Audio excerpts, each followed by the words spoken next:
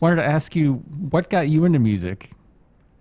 What got me into music? A friend came over one day when I think it was in seventh or eighth grade. He came over with a cassette tape he dubbed from his brother. It was Metallica Master of Puppets on one side and Skid Row's debut album on the other side. And I don't know, something about Metallica Master of Puppets. I was just sold, and it was just the greatest, coolest thing I ever heard. And then I never thought about being in a band or playing guitar, but I just really got into music a lot, and I just kind of slowly. I was saying one day, Corey asked me if I wanted to go to guitar lessons. I'm like, yeah, that'd be cool. So that's where I kind of started off playing guitar. And I was in eighth grade. I was like 14. Where did you take guitar lessons? At Henry's Music, yeah, in Appleton here. I had a great guitar teacher, Andy Paredes, and then slowly, I don't know, somehow we started playing with Rob Moon and it's Emily, you guys, Corey. So kind of evolved from there. Kind of took a backseat after high school, but then kind of got rekindled when I met Rob Moon one day after we watched Vic Ferrari play at the Calumet County Fair, and he's like, "Yeah, we should be doing that someday." It's like, yeah, let's do it, And then we slowly started doing it, and then I kind of got serious about it and really enjoyed doing it. So, hence, after a couple years of playing cover songs, I wanted to write songs, so I ended up starting Evoked. There was a lot of trial and error in there with joining other bands and meeting other people, but one day I just said, well, I'm going to do my own thing and find people that are compatible with me, and it seemed to work out. Where did you find the initial band members?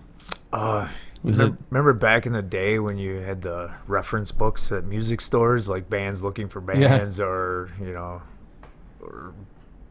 guitar players looking to join bands and stuff, and that's where I found a guitar player in a reference book at Electric City Music in Kaukauna, and that'd be Chuck Gilbertson, and Chuck knew Tony, and Tony knew Jared, and so that was the first evolution of the band back in 2002.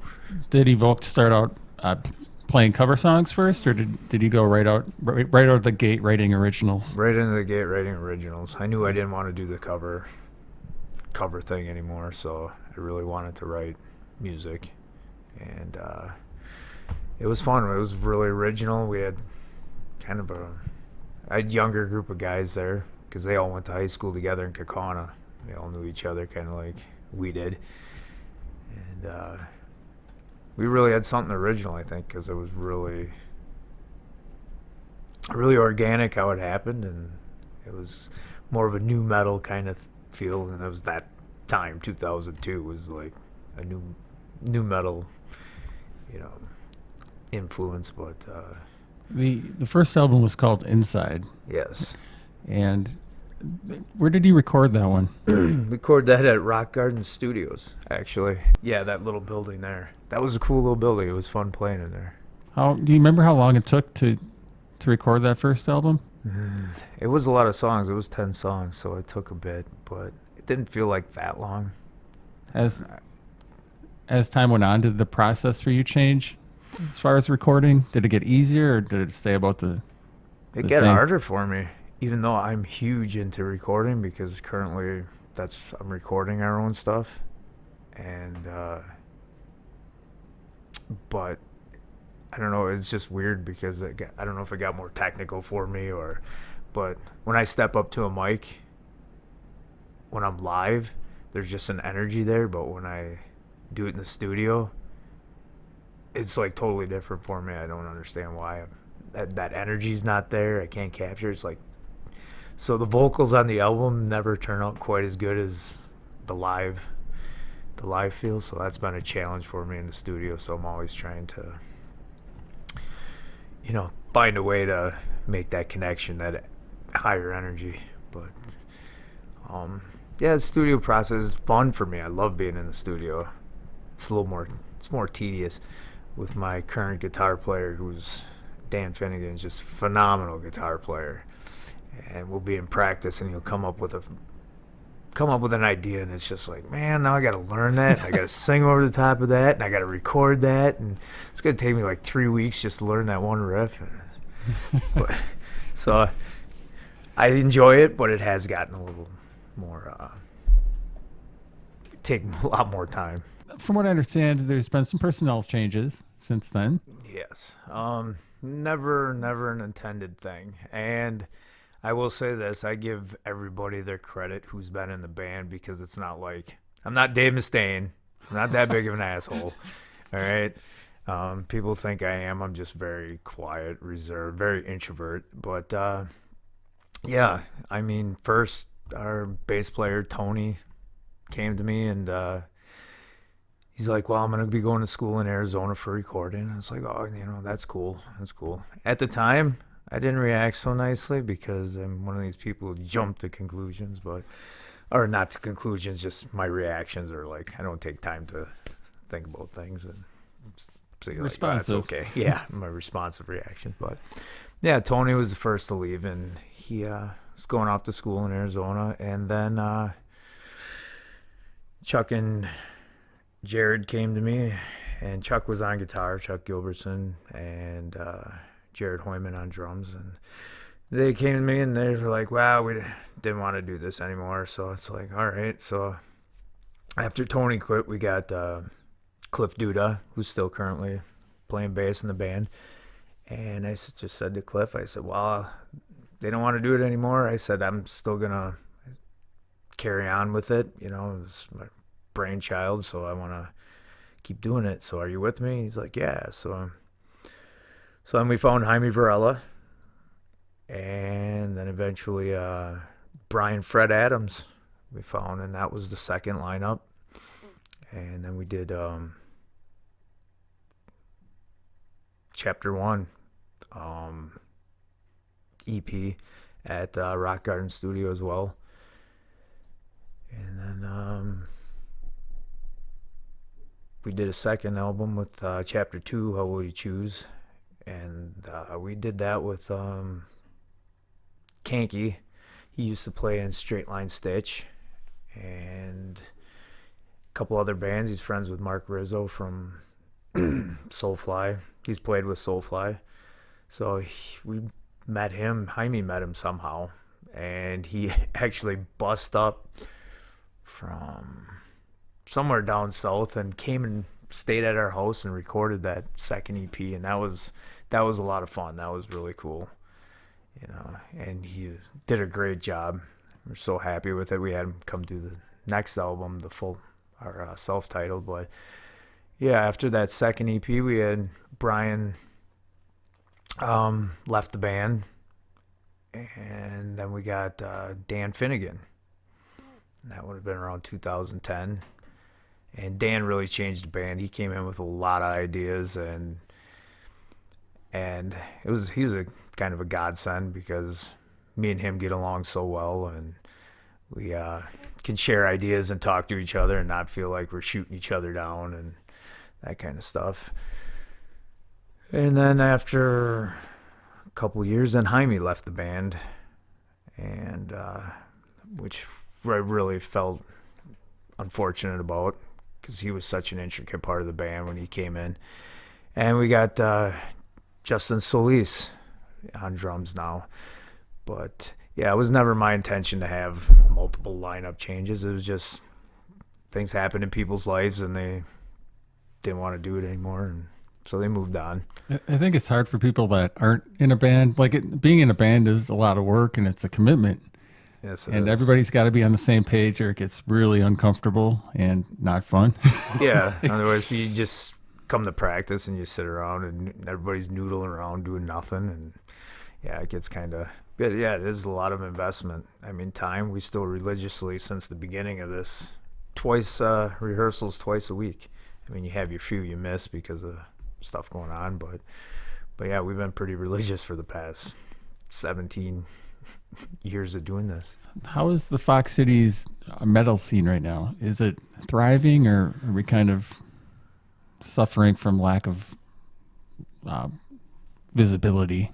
Yeah, I think we're suffering from lack of visibility. I mean, there's guys like Shane Kendall, like doing this, Remembering Dime show, and he puts on a couple other shows like Breast Fest, but not doing it like we were in the 2000, even the late 90s, 2000, early 2000s, where we had a bigger scene, we had more bands. A big thing is we lost a lot of places we play at. We lost Ryan's Ballroom. We lost playing at the Luna, Revolutions. Pool Hall, right? Yep, Sharks Club. Yep. Just a lot of places like that closed up or sold and changed formats. So, there's only a few far between places where we can still play. And that makes it harder to set up shows. Thanks to You've opened up for a lot of great nationals. Thanks to Ryan Vanderzanen from National Event Promotions, hooked us up with a lot of really cool stuff. Powerman 5000, Dope. That was so cool. Yeah, it's a long list, but a lot of great bands. What would be the all-time best show you would love to relive it ever? I think the Powerman 5000 Head PE show at the back bar not the back bar, what was it? Set up in Green Bay? No, the Shack in Fond du Lac. Nice. Yeah. We played with them there. It was a big place. I mean, it was a crazy, great show. They have a really big stage. It was a lot of fun. There was a couple shows at Luna that rank up there, though, with Diecast and some other bands, but I think that was one of the ones. You guys used to do a lot with Profane. Yeah.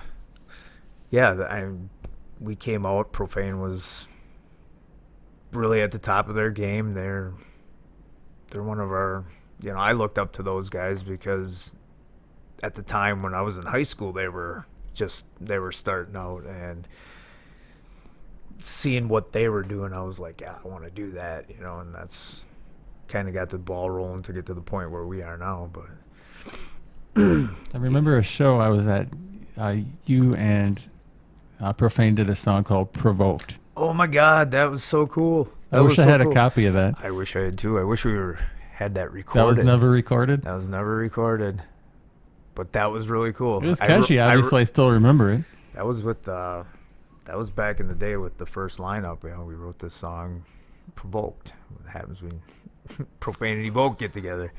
And I got Kurt on board to sing it with me, and I wrote the lyrics, and it turned out pretty cool. No chance we'll ever get that recorded? I actually have it recorded. I think it's sitting on a hard drive on a computer that the power supply doesn't work. And because I had a bunch of recordings, because I was actually recording the second EP. It was actually going to be a CD ourselves. And a lot of life-altering things happened at that time. And I went through a divorce, and I ended up moving to Appleton here. So all that stuff's still on that hard drive, and I never got it off. There's a lot of demo recordings. There's probably 12 to 15 songs on that there's probably 10 of them no one's heard. So it's another album. Yeah, it is. So I think we got down to having to do solos and vocals yet. I think all the drums and guitars were done. It's just solos and vocals that had to be done. I want to talk about your singing style, because your voice is very laid back and relaxed, but then you hear the music and it's very powerful. And how did you kind of fit into your singing style? Like, how did it take a while to get used to singing like that, and how much does it take out of you after a show? Because that's a lot of energy you're expelling there. I don't think kind of knew what, wasn't hard to do. I kind of had it already, but I think I kind of got better at it as I went along. And I'm a slow learner, and it's taken me time. Like, I wish I would have been doing what I'm doing now, like 10 years ago. But yeah, I get a lot of people's reactions like, "Oh my God, I didn't expect that to come out of you." You know, you're just this little guy that makes me feel good because I feel like to have that energy, that power I can project with my voice, that anger, that growl, you know. But then I get a lot of people are like, "Oh, I can understand what you're saying. I can't understand what, the other band was saying or whatnot." But, I kind of take pride in that, not to be death metal vocals, but I'm not singing pop, But yeah, it does expel a lot out of you. At the end of the show, 8 to 10 songs, I'm wiped out. I just put everything into it. So. And is it hard to sing and play guitar at the same time? Yes, it is. So you're a technical guitar How player. about you? Yeah, I'm not playing as technically as you though. Like I said, when someone comes up with a crazy riff and I gotta learn it, it's like, how the hell am I gonna sing or write over the top of this? Play and sing. But I think that makes it easier because I can mold the vocals and the phrasing to the chord progressions, so that it does make it easier for me to play and sing.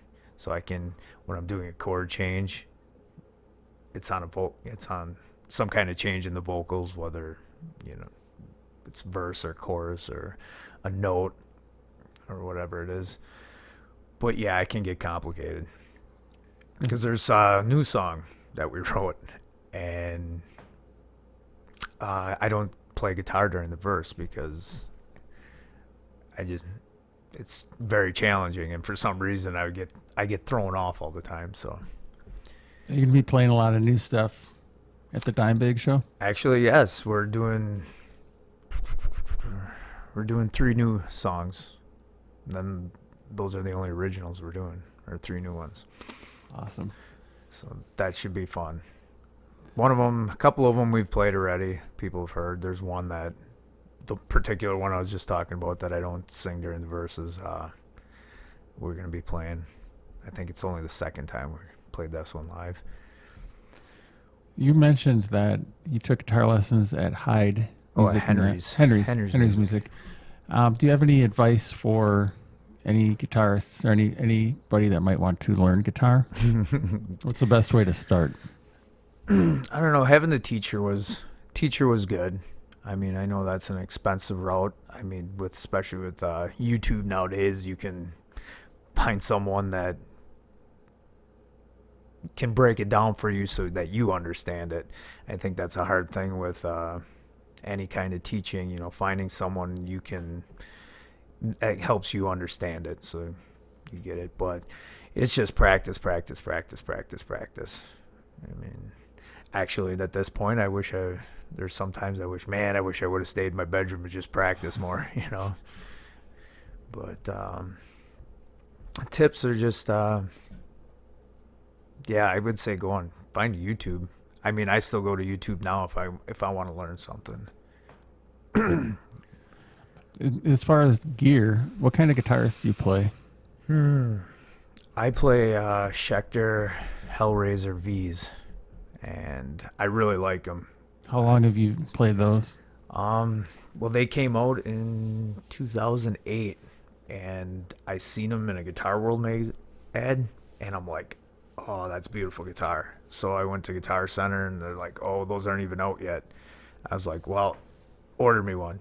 So I had to wait a couple months for it to come in, and then I sat there with a Gibson Flying V, and that V, for about 45 minutes doing A-B comparisons, and I fell in love with it. And the black one I play is just my main guitar, and the feel of it, I just love it. So I was always a Jackson fan, so going to Schecter was kind of weird, but just the feel of the guitar was awesome. I was playing a Rivera amp, but recently I just switched to amp modeling. So I'm basically playing a Line 6 Stomp. It's a very small pedal board through a powered reference 12-inch reference speaker. So that's my whole setup now. Has that simplified it a Oh little my bit? God. I built this. Yeah. It's simplified it big time. I can carry my whole rig in one shot. Speaker in one hand, pedal board in the other hand, and a guitar on the back.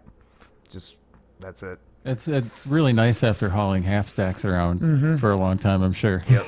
And my Rivera half stack, I built that live-in case, and not thinking about the weight. So we lugged that thing probably 200, 250 pounds of beast carrying that thing around to simplify down to this. Which was really cool. I'm really happy with the guitar sound. I'm happier than I've been in a long time with my guitar sound. We had a question sent in from Tony. Tony. Our friend Tony. Hi, Tony. He wants to know if you can let us know what your goals are for 2020. Evokes goals. I don't know if I can say anything without the guys here. I don't want to be like, oh, we're doing that now? Is that what you want to do? Time to set the expectations. Yeah. Get this EP out with new artwork and merchandise. That's number one priority, is getting that taken care of. Number two is we want to do shows. You know, we've been doing this a long time, so playing local shows, you know, we kind of burned ourselves and our friends. I'm going to call our fans our friends because they're the ones that show up. And I want to thank them. God, without them, we'd be just a bunch of idiots doing, playing in our basements or whatever. But yeah, we want to try and get out a little further, do shows out towards the edges of our surrounding states and stuff like that. And we do want to start our own, however, some bands have a show once a year that they put on, a bigger show, and we want to do that, find our show and, put it on ourselves. So I think those are our big priorities. One priority is, I know my original drummer, Jared Hoyman's been listening, and he says he's got a copy of Provoked Live. Oh, nice. Yeah, he's looking for it. He's looking for it right now as we speak, because I was like, yeah, send that. Guys, like, call into the show. Yes. But and also my current drummer, Justin, is listening in too. But so 2020, that new release should come out in 2022. Yeah, and hopefully by the end of 2020 we'll have another one too. That's kind of our plan. And somewhere in there, we'd like to jam with Pudge. I would like to jam with Pudge. And something that's been on my mind for the past couple of years, especially with the rotation of members that we've had, is I've always wanted to do a reunion show, or a 20-year anniversary show. And I've only talked to a couple of members about it, but that's something I want to do. So that would be like 2022. Would that be all the past members then? Yes, and I'm still trying to figure out the logistics, how I would make that work, and Are you a saver as far as memorabilia from Evoked? Mm-hmm.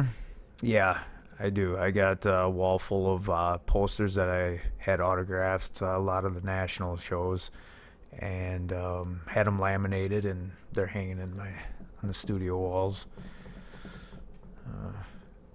Yeah, and I keep one of every T-shirt, from the band. I don't wear it. Got the couple of CDs that are just mine, the hard copies that are still wrapped, and for future, just in case we make it big, How do you write lyrics to the songs?